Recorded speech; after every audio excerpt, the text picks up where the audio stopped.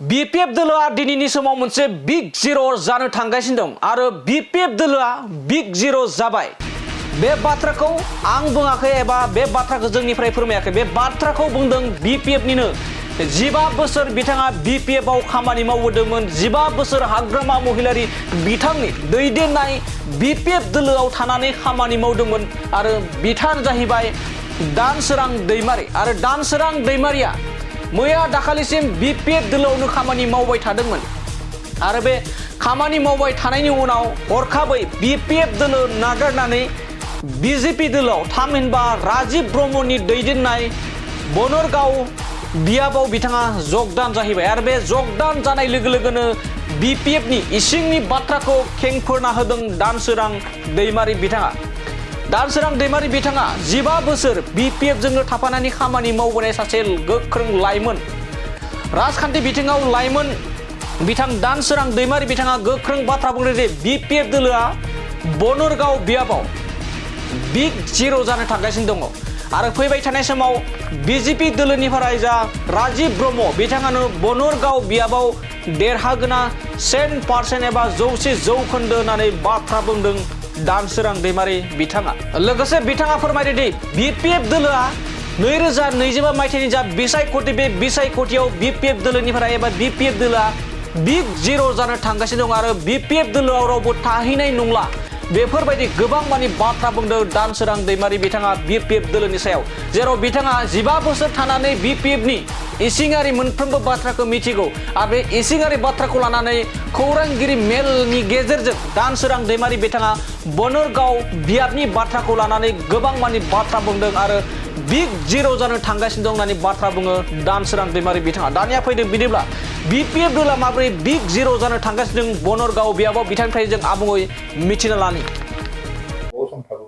जेननाय देरनायनि बिथिङाव जोंथ' एकदमबारे 9 नं समस्थियावहाय बीपीएफआ जिर'आ बोरै होनजायो होनबा, नंगौ बै समावहाय बीपीएफआ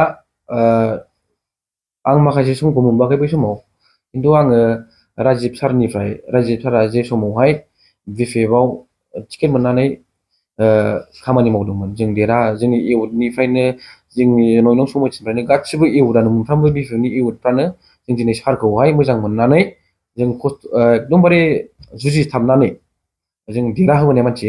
दिनाव बीपीएफआ माने जिर'खौ आं बोरै होनोब्ला आंल' नङा बयबो मोनदांदों। दिनै ब्लक लेभेलाव होन, प्राइमारि लेभेलाव होन, दिनै गावनो सासे स्ट्रं भाबै बिबान मोननाय हिसाबै दिनै बिथाङा आं जुजिसै होननानै दिनै खामानि मावदोंमोन। दिनैनि दिनावहाय बनरगाव समस्थियावहाय बीपीएफ हिसाबै गाव दिनै स्ट्रं मावबोदोंबा दिनै सोरबाया मानो मोनसे पार्टिनिफ्रायनो दिनै टिकेट सोरबाया मानो लुगैखो? गाव जुदि स्ट्रंबा टिकेटनि दाङाबाजिया मानो फैखो? आं बेखौ सानदों आरो मानो फैखो? दिनै नोङो बै समावनो जे समावहाय इनचार्ज महरै बनरगाव समस्थियाव इनचार्ज महरै खामानि मावदोंमोन, बै समाव नों जुदि गावखौ स्ट्रं भाबै नों बिबानखौ गनायनानै लादोंबा, स्ट्रं भाबै नों दिनै खामानिखौ मावनो ओंखारबायबा, मानो दिनैनि नैबे टिकेट बिनाय समावहाय बेलायावहाय टिकेटनि सोरबा लुबैनाय, सोरबाया बिदिनो नागारनाय बे परिबेसा मानो फैखो? बेबायदिथ' जानो मोनामोन। दा लोरबाङा दा जों बेयावनो नुहुरदों आरो दिनै बियो बनरगाव समस्ति हिसाबै बिथाङा दायथ' मोननाय हिसाबै, इनचार्ज महरै दायथ' मोननाय हिसाबै बिथाङा जेबो खामानि मावनो हायाखै। आरो ओरै साहा जोंनि बनरगाव समस्ति साहा हाइरड बारनानै जे रिजार्भ भिलेज गोलैयो बा रिजार्भ एरिया गोलैयो हाइरड बारनानै, बिथिंबो जोंनि राजीव सारखौ दिनैसिम मोजां मोनग्रा मानसि दङ। आरो ओरै खोलाबो, हाइरडनि खोलाबो दिनैसिम राजीव सारखौहाय जाय मानसिफ्रा देरहाहोबोदोंमोन भट होनानै, बिथांमोना दासिमबो राजीव सारजोंहाय सापर्ट दङ। माखासे मानसिफ्रा फिक्सार जाथ'वाखै, लासैनो जागोन आरो जोङो राजीव सारखौ देरहानो थाखाय जोङो खामानिखौ मावगासिनो दङ। आरो बिथांमोना नुबाय थागोन जोंनि खामानि मावनाया माबायदि स्ट्रं, जों बीपीएफखौ मानो थाखाय गाज्रि मोनना फैदों आं बेखौ बुंनो थाङा। जिखुनु जोङो देखायगोन।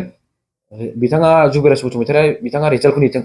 जेब्ला बिटिसि बिसायख'थिया जेब्ला फैगोन, बिनि उनाव रिजाल्टखौ बिथाङा नुथों, बे समावहाय बुंथों।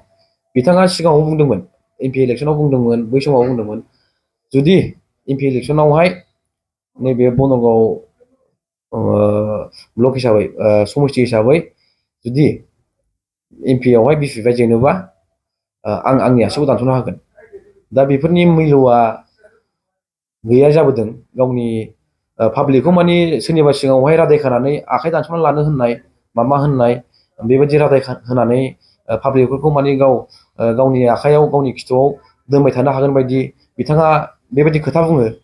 बिथाङा सोरखौबा होनाय आं दिनैसिम नुवाखै। बिथाङा गावनो खुद दिनै मालायफोरनाव रिन दाहार लानानै दायथ' लानानै इनसार्ज महरै दायथ' लानानै दिनै बिथाङा खामानिसो मावगासिनो दङ। दिनै बिनि मिसना जाहैबाय मा फैसा दाहार लानानै खामानिसो मावगासिनो दङ। सोरबा गरिब गुन्द्रा पार्टियावहाय BPF हान्जायावहाय 9 नं समस्ति हिसाबैसो बुंगोन आं, खिन्थु बनरगाव 9 नं समस्ति हिसाबै सोरबा गरिब गुन्द्राया, सोरबा गैयैया, सोरबा सानसेयाव सेरसे माइरं बायना जाग्रा मानसिफ्रा सानसेयाव सेरसे माइरं बायनानै जाग्रा मानसिफोरखौ बिथाङा सहायखौनो होआखै। दिनै बियो आं बोरै सोरनावबा फैसा रिन दाहार मोनथ'गोन, बिथाङा बेखौसो मिसन बायदि मोनसे खामानि मावगासिनो दङ। बिथाङा बनरगाव 9 नं समस्तियावहाय गावनि देरहागोनखौ पाब्लिकफोरखौहाय बुथुमनानै मोनसे मोजां परिबेसाव लाबोनो हानाय बेनाव बिथांनाव केपासिटि गैया आरो बिथांखौहाय बयबो गाज्रि मोननानैसो दङ।